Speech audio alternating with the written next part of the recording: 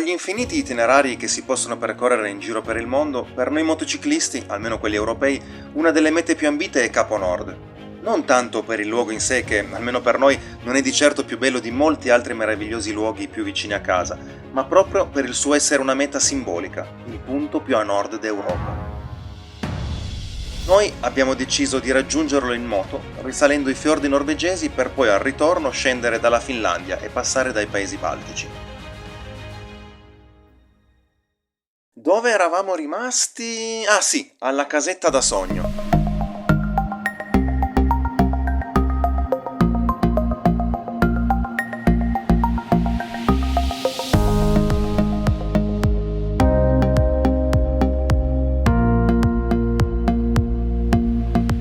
Svegliarsi in un paradiso come questo rende difficile il trovare la voglia di proseguire il viaggio.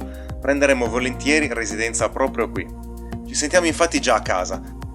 La mattinata però non è iniziata nel migliore dei modi. Abbiamo vissuto momenti di panico non trovandoci al risveglio. Fae! Amy! Fae! Amy! Fae! Amy! Fae! Amy! Fae! Amy! Fae! Amy! Fae! Amy! Fae! Amy! Fae! Amy!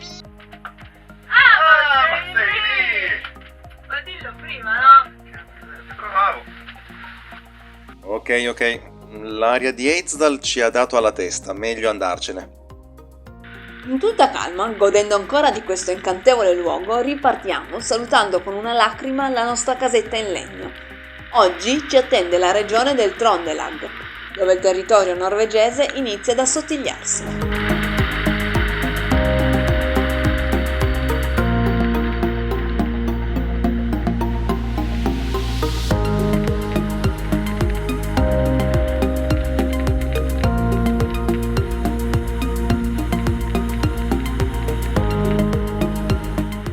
Poco dopo la partenza raggiungiamo la famosa tratta montana Trollstigen, Scala dei Troll, che purtroppo però percorriamo tra pioggia e nebbia che ci privano del paesaggio che avremmo voluto ammirare dalla sommità di questa strada, formata da 11 tornanti che accompagnano una impetuosa cascata.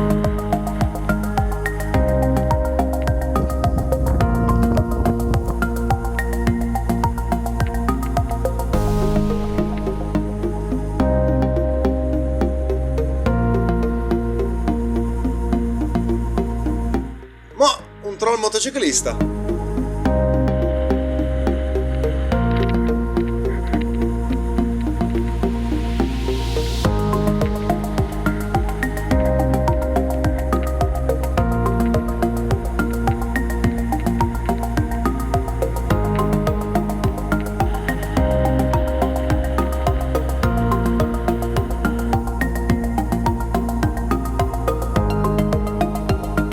Tentiamo un volo col drone, ma tra nebbia e pioggerella il drone si sconnette dal telecomando, fino a quando per fortuna lo vediamo tornare indietro sfruttando le coordinate GPS del luogo di decollo.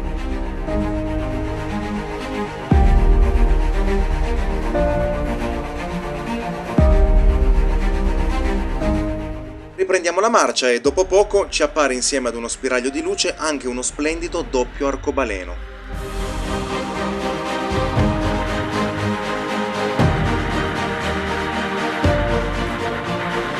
Oh, finalmente un po' di pioggia.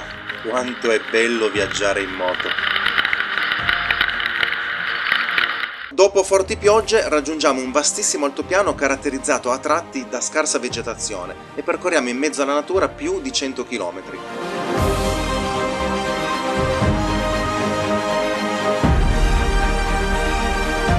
In lontananza scorgiamo però una perturbazione. Il cielo è nero e si vedono muri d'acqua piovere dalle nubi. Per pura fortuna la strada disegna un percorso che ci permette di raggirare per un soffio la tempesta, potendo procedere verso Trondheim, che è stata prima capitale della Norvegia e che raggiungiamo in serata. Qui ci concediamo una passeggiata in centro per ammirare la cattedrale millenaria gotica più a nord d'Europa, Nidaros Domkirke. Poco distante attraversiamo il ponte della città vecchia, Gemlebibro, ed ammiriamo i colorati edifici in legno che costeggiano le rive del fiume Nidelva, edifici che un tempo erano i magazzini del porto della città. Terminato questo freddo giro in centro, ci dirigiamo verso Wickammer, cittadina poco distante dove passeremo la notte. L'indomani mattina siamo pronti per dirigerci a Moirana, cittadina che tempo fa ospitava una importante acciaieria con oltre 1000 dipendenti, ma che oggi è certamente meno vivace di un tempo. Dopo una prima parte percorsa vicino ai fiordi, iniziamo a salire di quota addentrandoci nelle foreste dell'Omsdal-Vinsten National Park.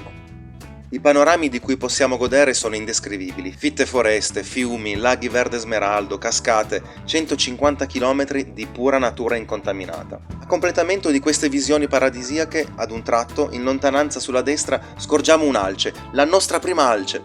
Da quel momento non so bene chi abbia guidato la moto fino a Moirana, perché io, onestamente, ho solo più che scrutato ogni angolo di bosco alla ricerca di altre alci da ammirare. Per fortuna la moto sapeva dove andare.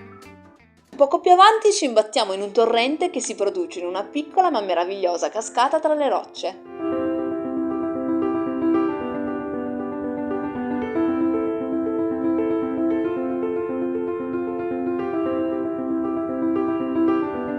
Quando arriviamo a Moirana ormai è sera. Prima di dormire, però, verso mezzanotte e mezza, scendiamo in strada per ammirare l'orizzonte ancora illuminato. Il sole di mezzanotte è stato visibile fino a fine luglio, ma le nottate buie sono ancora inesistenti. Incantevole quanto suggestiva visione. Il giorno dopo abbiamo in programma una giornatina impegnativa che richiederà molte ore di viaggio ed una certa organizzazione e puntualità. Ci svegliamo pertanto molto presto, nemmeno dovessimo andare a lavoro. In piedi alle 6:30, colazione, sistemazione bagagli e partenza puntuali alle 8. Ci attendono i primi 100 km per imbarcarci a Kilbogam alle 10, per poi sbarcare a Jetvik. Riusciamo quasi subito a sbagliare strada, ma c'è sempre un perché in ciò che accade ed infatti, tornando indietro verso la retta via, Faise scorge tra gli alberi un'alce che insospettita ci osserva transitare. Fermandoci riconosciamo una femmina che subito dopo viene raggiunta da un maschio dalle grandi corna.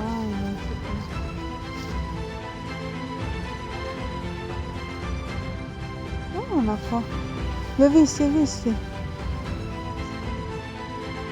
Se il buongiorno si vede dal mattino, oggi potrebbe essere una gran bella giornata.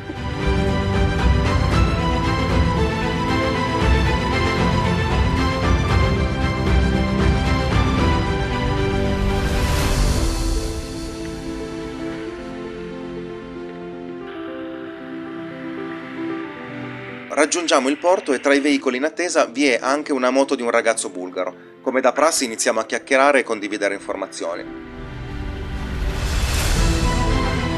Durante la traversata il comandante annuncia che stiamo per attraversare il circolo polare artico. È segnalato da un globo metallico posizionato su di una roccia lungo la costa. Insieme a Costa, il motociclista bulgaro, condividiamo gli incantevoli paesaggi che miglio dopo miglio ci lasciano senza parole. Calette, montagne innevate, casette rosse in riva al mare, fattorie che si affacciano sui fiordi. Per quante foto scattiamo ci sentiamo vicini ai turisti cinesi, notoriamente fotografi della qualunque. Sbarcati a Jetvik ci dirigiamo verso Agskarget, sì ma sti nomi. Ci dirigiamo lì per il prossimo traghetto. Costa si aggrega a noi e proseguiamo il percorso insieme. Con lui ci imbarchiamo per arrivare a Foroi. Durante la tratta spieghiamo a Costa che una volta sbarcati dovremmo scappar via per raggiungere Bodo in tempo utile per l'imbarco delle 16 con destinazione Isole Lofoten. Sono circa 180 km di statali da percorrere in meno di 3 ore. Costa, che viaggia senza mete predefinite, decide di continuare insieme a noi fino a Bodo. Il bello di viaggiare è proprio anche il conoscere nuove persone e condividendo alcune passioni le chiacchiere vengono da sé. Iniziamo una marcia allegra tra le curve norvegesi, a cavallo dei rigidi limiti di velocità, ma i panorami da ammirare ci costringono a continue soste. Tra le 1000 vedute sublimi, uscendo da una curva che costeggia il mare incanalato in uno dei tanti fiordi, ci troviamo di fronte alla lingua di un ghiacciaio che scende fino a poche decine di metri dal mare. Il colpo d'occhio è incredibile e le foto si sprecano. Proseguiamo, incantati dai tanti panorami che attraversiamo.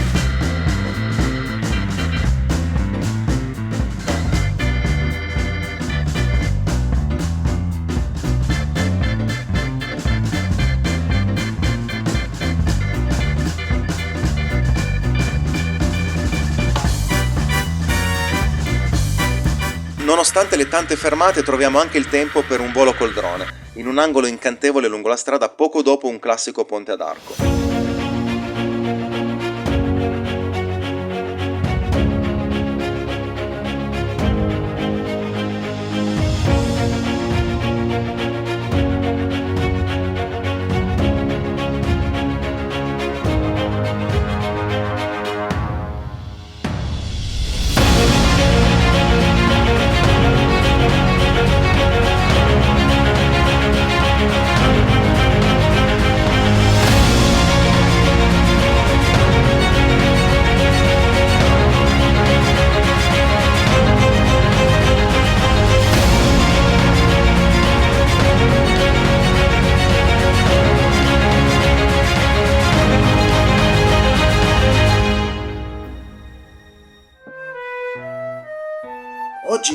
andremo ad esplorare il mondo dei gabbiani. Muri, il caffè è pronto! Arrivo!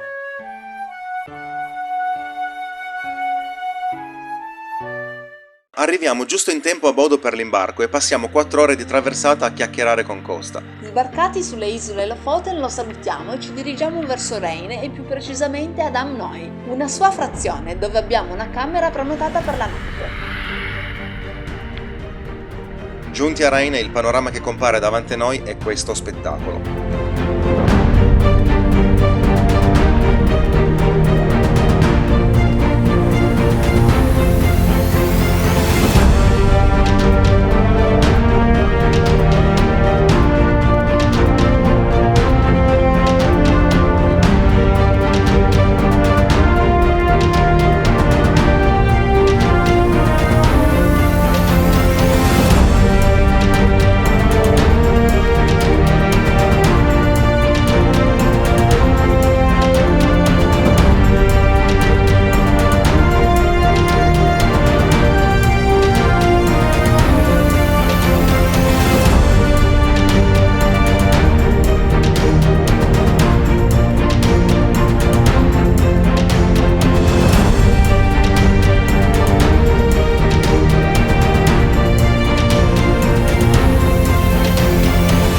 Preso possesso della bellissima camera, che a sorpresa si trova proprio nel luogo della foto in copertina della guida turistica, ci concediamo almeno questa sera una cena al ristorante. Qui non possiamo proprio evitarlo.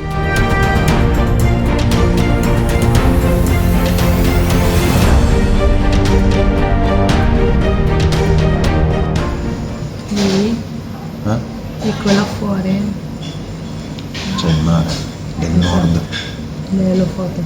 te lo fa. Nei nostri piatti, pesce delle Lofoten.